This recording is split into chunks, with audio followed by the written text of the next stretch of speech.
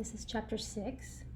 We're going to be talking more about the selection structure, the if statement that we talked about in the previous chapter, and we're going to also look at a second selection structure called a case or a switch statement.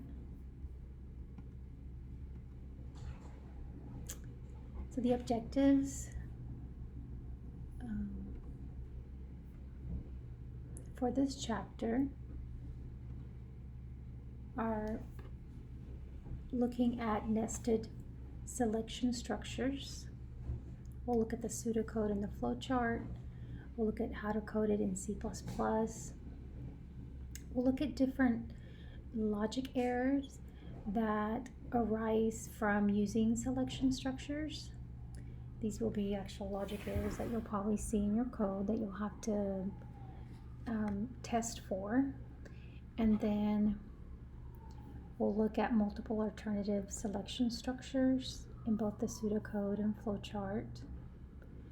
And we'll look and see how to code the multiple alternatives using the syntax, the C++ syntax. So here's a problem.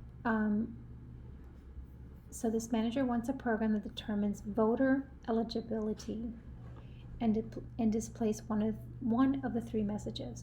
So here on the right are the messages that we want to display, and we're going to display this message depending if the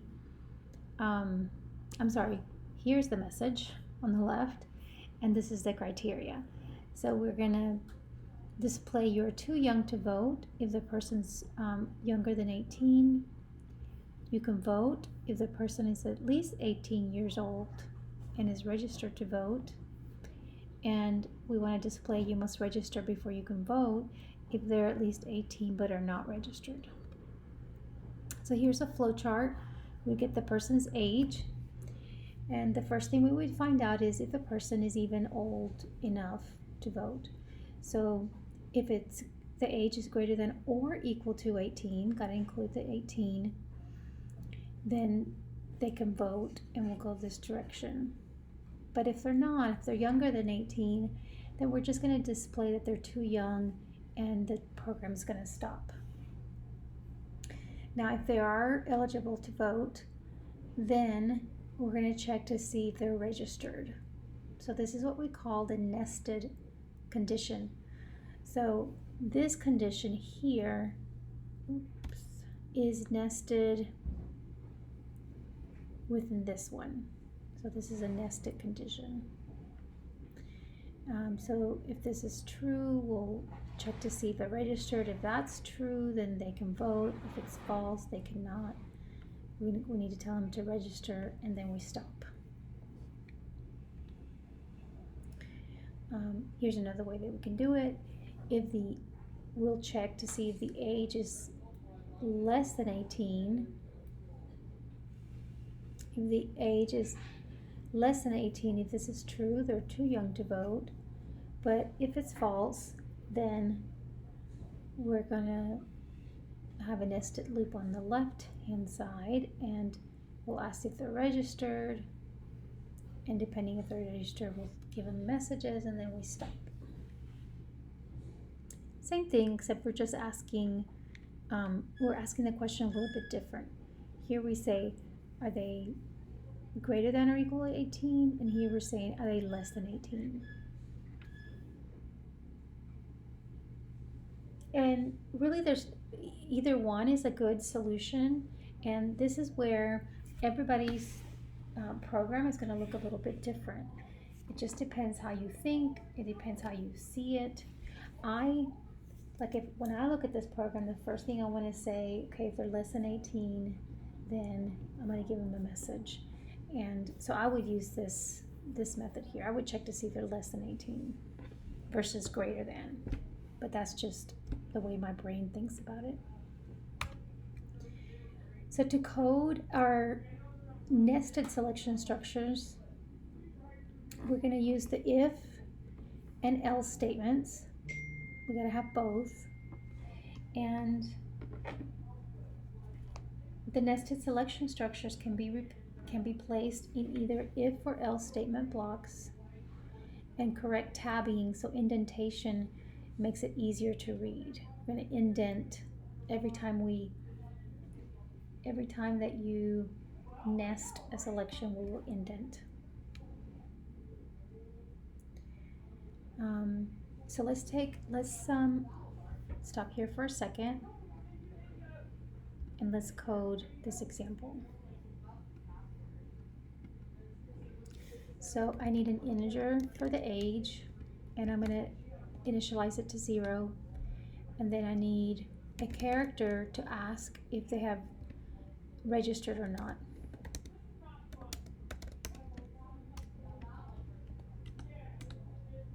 Because they're going to say yes or no. I'm going to ask them to enter their age.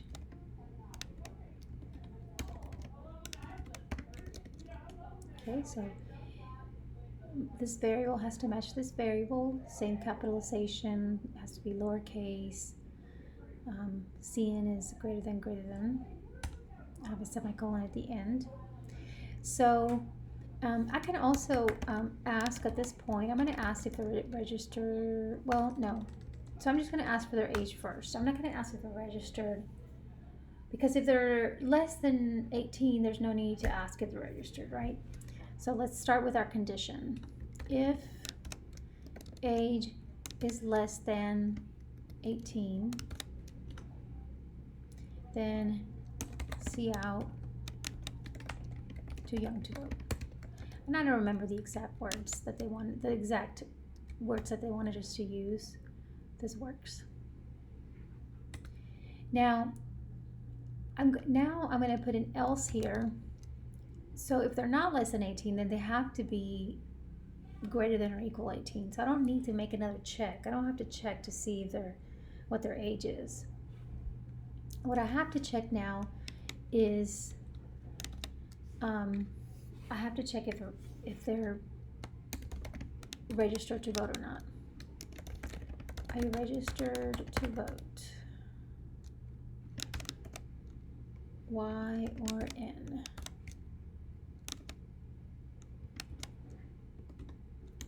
CN to registered. Now, they're going to enter a Y or an N, and I don't care if it's a capital Y or a lowercase y or capital N or lowercase n. So I'm going to use my to, and it doesn't matter, to lower, to upper. I'll just use to upper. Spell that one, to upper. So this is a function. Functions have to have parentheses. Okay, so this parentheses here is for my if.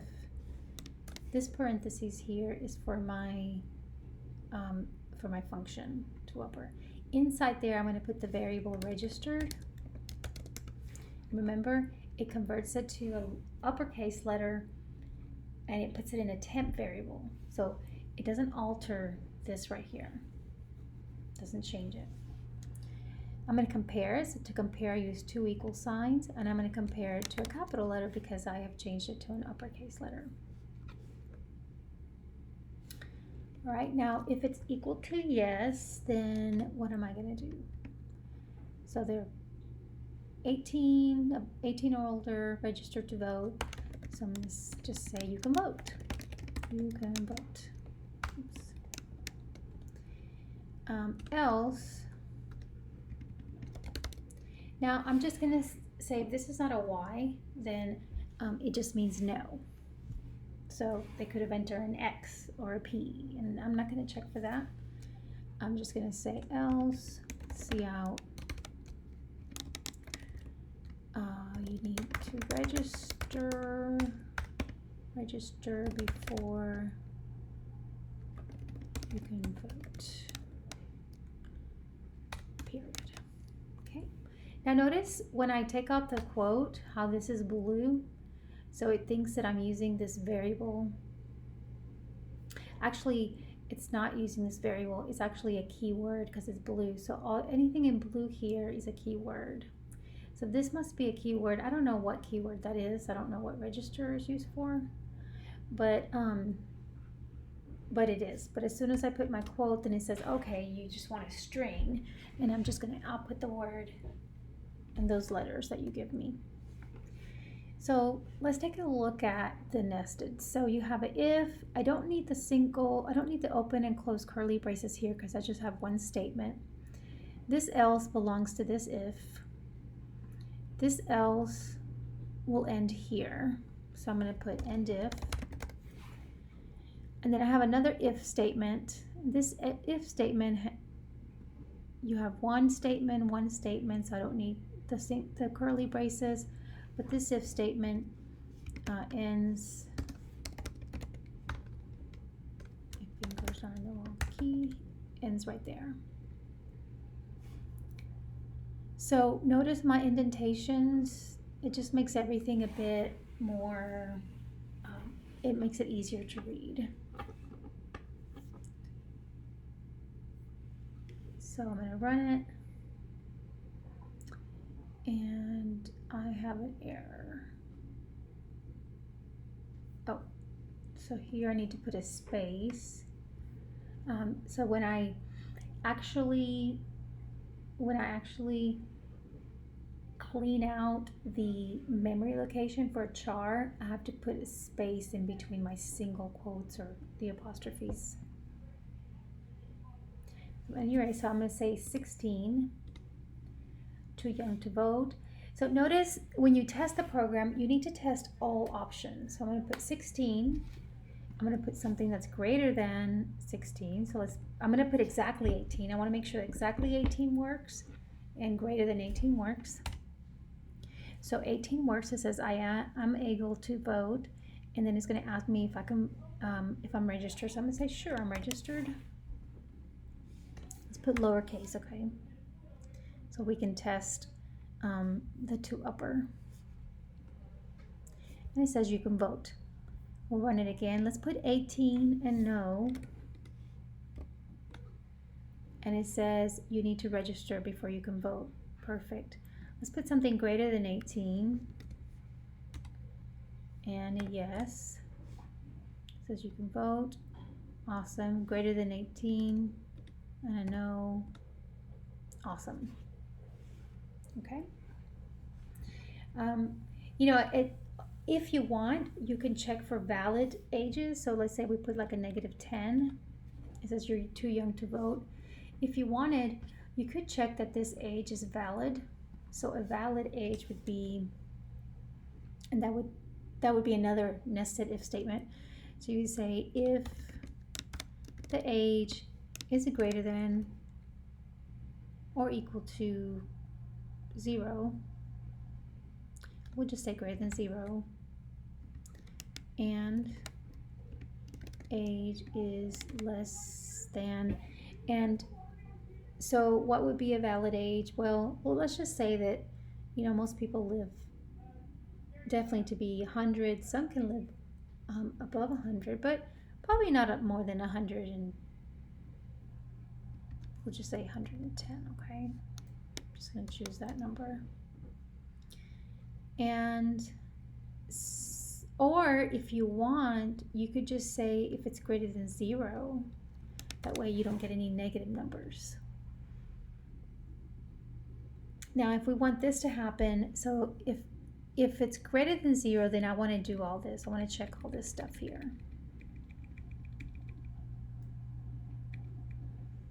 So I could just say, I could put it, all this could be, and I could say else, see out, enter a valid age. So if I enter -10, it would say enter valid age.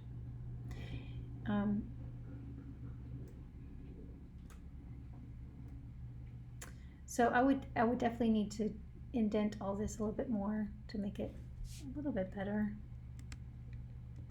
So it's just going to take me some time. Oops, what did I just do? There we go.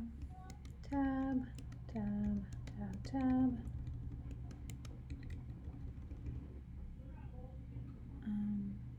this if goes, yeah, right there.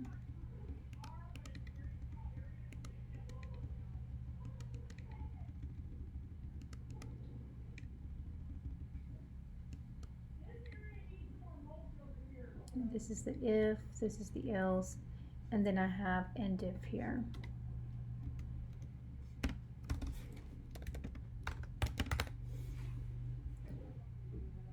Okay, so there's all kinds of ways that you can create your if-else statements, your nested if-else statements.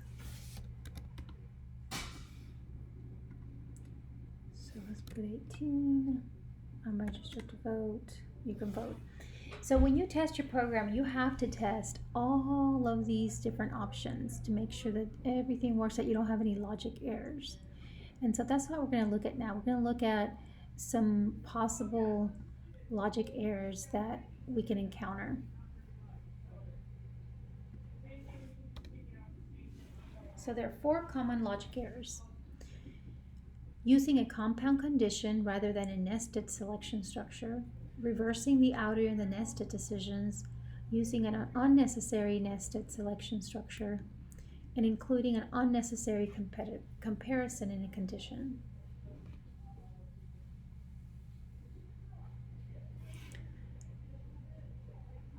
So here we have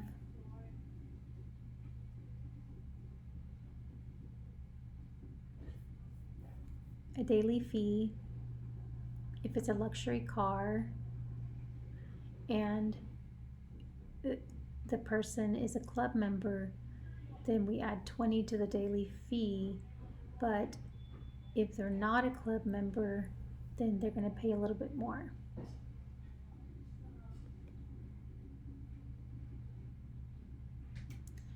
So here, if we were going to test this condition, we would test things like it's standard car member, standard car non-member, luxury car member, luxury car non-member. So by doing that, we would test this condition and this condition here, and this path and this path. So using a compound condition rather than a nested selection structure would be the first type of logic error. It ignores the hierarchy between 2 subconditions. So here's an example. So here's the correct algorithm that we just looked at. The incorrect algorithm would be if it's a luxury car and a club member, then add 20 to the daily fee, else add 30 to the daily fee. So the reason this is incorrect is that here, if it's not a luxury car, we don't add anything to the daily fee. But here, if it's not a luxury car, then we're adding 30 to the daily fee, and that's incorrect. You only add 30 if it's luxury and not a club member.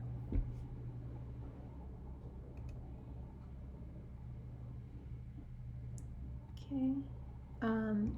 Second logic error, reversing the outer and the nested selection structures.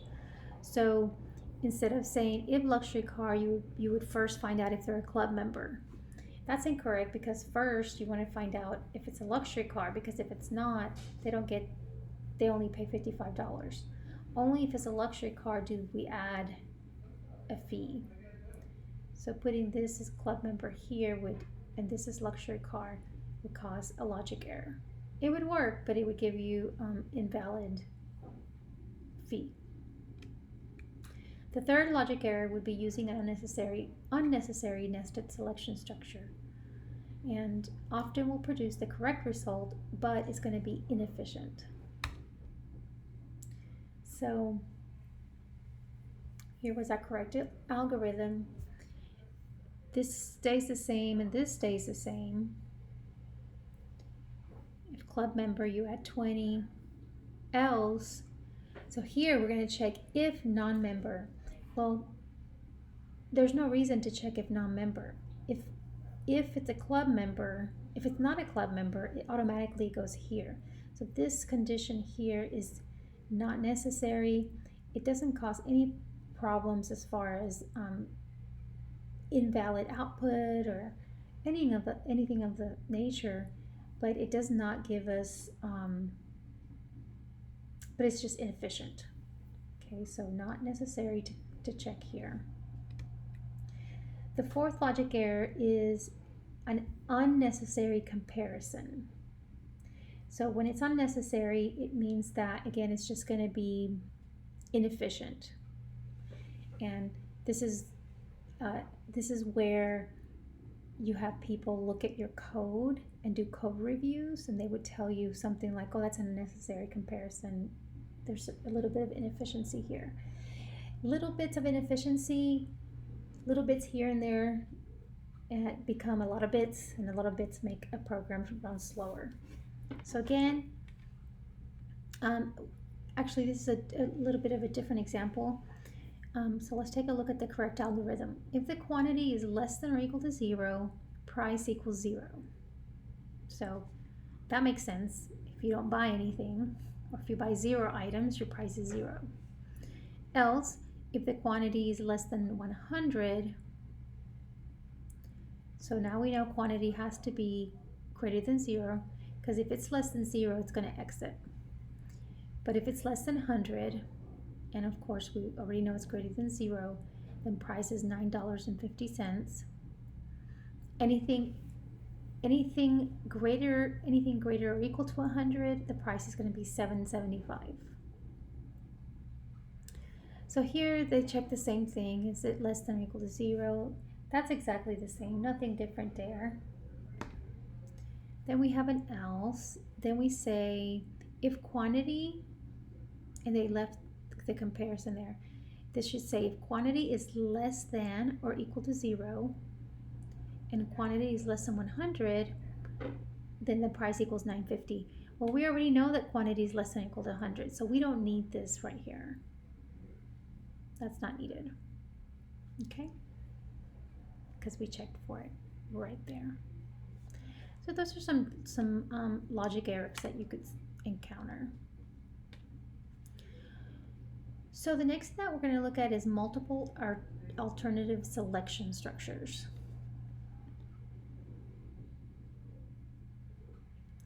And a multiple or alternative selection structure looks like this. You would have some kind of condition here, and depending on what they enter, so if they enter a 12, you would display this. If they enter, if the code was a 36, this would happen. If the code equals this, a 40 or a 43, this would happen. Any other code would give you invalid code. So they've entered a code. Depending on the code, these are the things that are going to display. A 40 and a 43 code gives you the same output. Okay, so this is where we're going to have, each one of these is called a case, and we're going to use what's called a switch statement. Well, not yet. Okay, so this one first is not going to use a switch statement. First, it's going to use the multiple alternative selection. Then we'll use the switch. So it says, if the code equals 12, see out Tennessee. Else, if the code equals 36, see out Kentucky. Else, if the code equals 40 or code equals 43. Notice how you have to compare code equal to 40, code equal to 43. You can't just put equal 43 or 43 here. You have to compare and compare. Else, invalid code. Notice how they put the if statement right here next to the else. Okay, so it looks a lot cleaner. So this is version 2. I skipped version 1 up here. So we have if code equals 12, see out Tennessee. Else, if code equals 36, see out Kentucky. Else, if code equals 40 or 43, see out Louisiana. Else, see out invalid code. Okay, so multiple if-elses. Just some things to note. There's a space between the else and if here. You can move this F under here, that's fine. You don't have to put it next to it. There are no curly braces required only because there's one statement for each condition. Okay, so the next one that we'll look at is going to be the switch statement. So the switch statement uses a keyword called switch, just like the if statement uses the keywords if and else.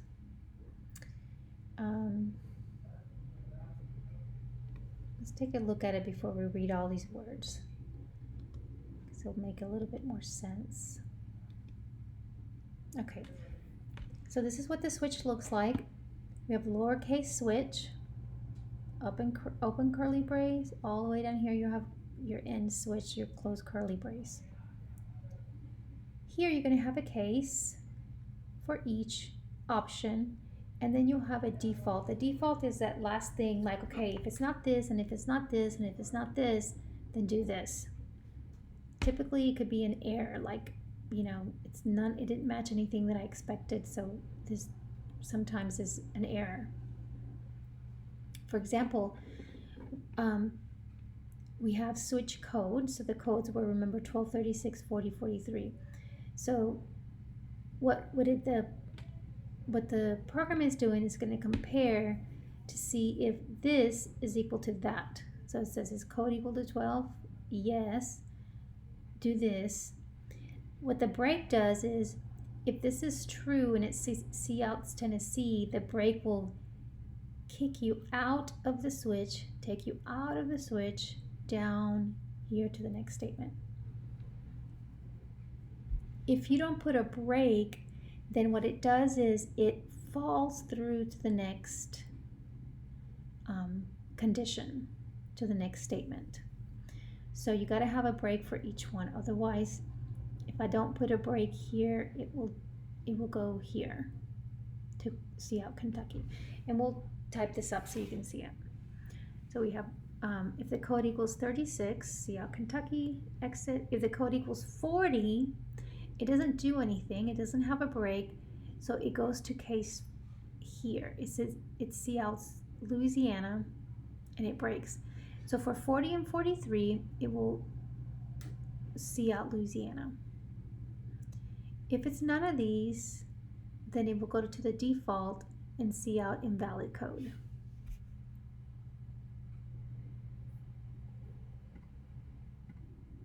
Okay, let's type this up. So we have a code, it's an integer, and the code, we'll just set it to 0, and then we'll say, let's see here. Okay, we're going to switch. So notice the switch turned blue, has to be lowercase. It means it's a special word, reserved word. I'm going to have open and curly brace for my switch. Okay, so I'll put those in first so I don't forget. Let me go ahead and put here and switch so I don't forget. And now I'm going to start my cases. So my first case is if it's a 12, then I'm going to Coutts, Tennessee.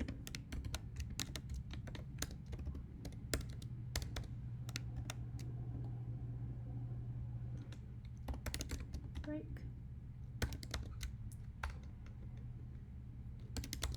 Case 36.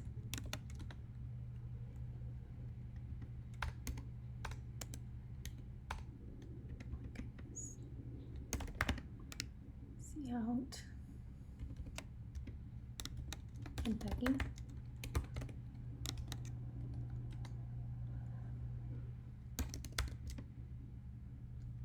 Case 40.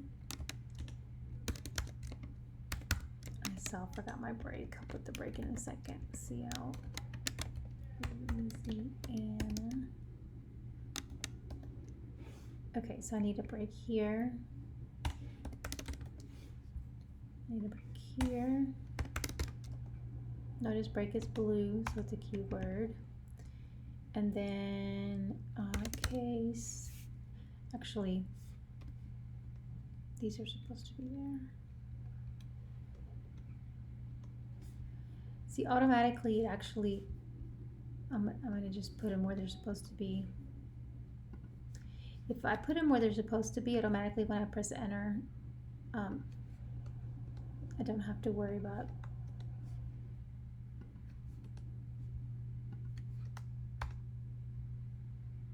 Okay. Sorry about that. Break.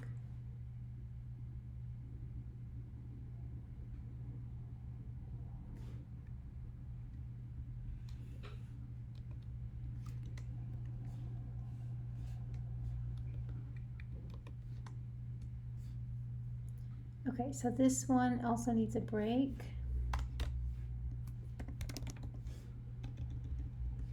Oh no, it doesn't. I already have a break. At the end of each case, notice that there's a semicolon, default colon, not a semicolon, but a colon, and then whatever I want to say here. Invalid code. So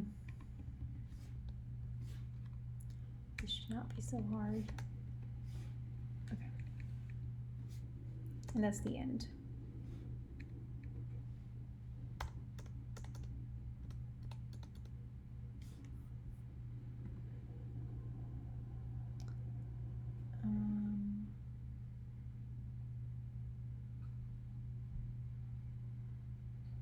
Oh, so the error says that Louisiana was not declared in this scope, so I just forgot to put my other quote there. So I was thinking that it was a variable. So it says invalid code because I didn't ask it to enter anything, so right now code is 0. And I'm not going to ask the user to enter the code, I'm just going to change the code to a 12 and run it, just because I don't want to enter all that. It says Tennessee. So I'm going to test all the different paths, 36. That works. I'm going to test the path 40. So when you test, your test scenarios have to include everything that you're expecting. 43 should say Louisiana, and it does. And then I'm going to put an invalid code like 42. And it says invalid code. So let's see what happens if I take this break out here after Tennessee. What should happen is it should print out Tennessee and then it should print out Kentucky because it falls through to the next until it finds a break. So if I, I gotta change my number to 12. So if I change my code to 12, it will print Tennessee and Kentucky. Tennessee, Kentucky, both, because I don't have a break. Okay, so break takes you out of the switch. So, you know, with switch statements, you can do things like grades. So I could put grade here. If grade is A, a B, a C, a D, or an F, I can print a message. I can also do things depending on a zip code or an area code, or is it a prime number? Not that. Let's see. Is it a even or an odd number? And I would do something if it's even, I would do something if it's odd. So there's different options, different ways that you can use this. So the switch is an alternative to using the if-else, the multiple nested if-else statement. Sometimes it's a little more clear to read than having a multiple if-else statement. So this might be a little bit more clear to read than all this here. Okay, so let me see if I forgot to tell you anything about the switch statement. So it must result in a data type that is Boolean, character, short, integer, or long. So what that says is that in here I can actually compare this. So I could have a switch that says if code is greater than 12. And so that's going to be a 0 or a 1.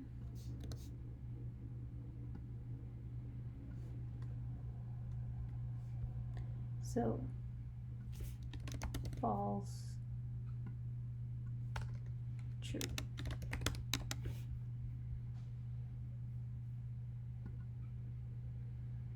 So code is not greater than 12. Oh wait. Here we go. Okay. So code is not 12. Greater than 12 is equal to 12. So this is a false condition which returns a 0.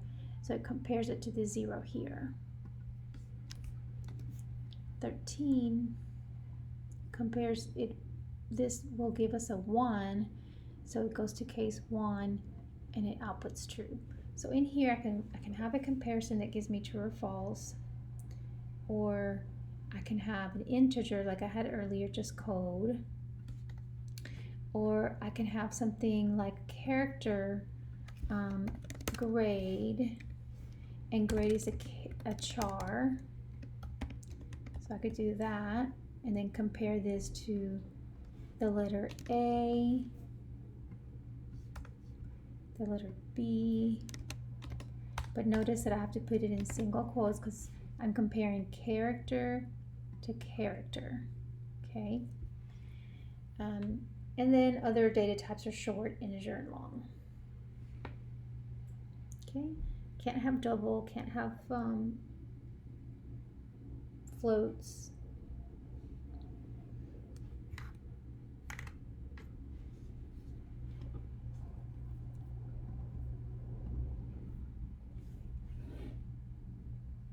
So each case is a different alternative. You can include as many cases as necessary. The value for each case can be a literal constant, a named constant, or an expression composed of literal and named constants. Okay, so what that says is the following. That says is that here this is a literal constant, which is just well, no, it's not. Okay, if I have case 1, that's a literal constant 1, or I can say option 1, and option 1 can be a constant. Integer opt 1 equals 1. So I can either put the literal constant 1, or I can put an actual named constant. So this is a named constant. Or I can have an expression that has literal named constants. So I could say option 1 times 3. 1 times 3 is 3. So this case it would be basically case 3. So I can do that also. The data type of value should be the same data type as the selector expression. So I did go over that earlier. The data type of this here, grade, has to be the same data type. So if grade is a char, then the case has to be a char like this one. So it won't work for this. So it gives me an error and it says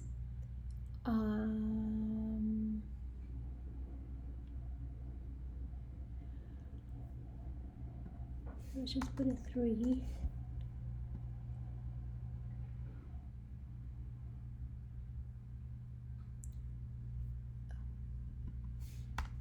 Semicolon.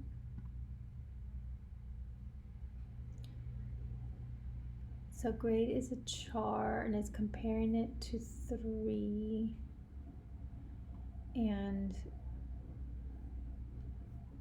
there's some error warning, variable up 1 is unused. So this is just a warning saying that I'm not using this variable.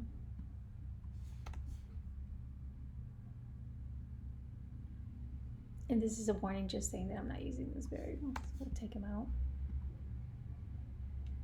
Okay, so let's say that I enter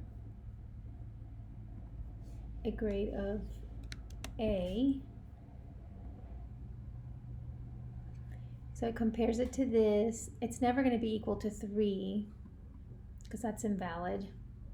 If I put a capital A and no single quotes, it's going to think that A is a variable.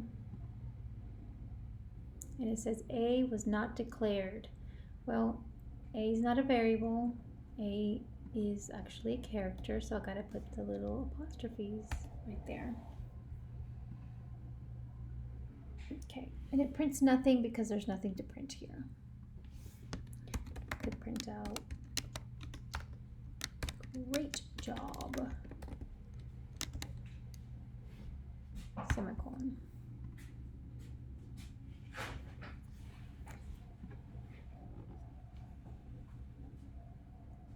We talked about the break statements.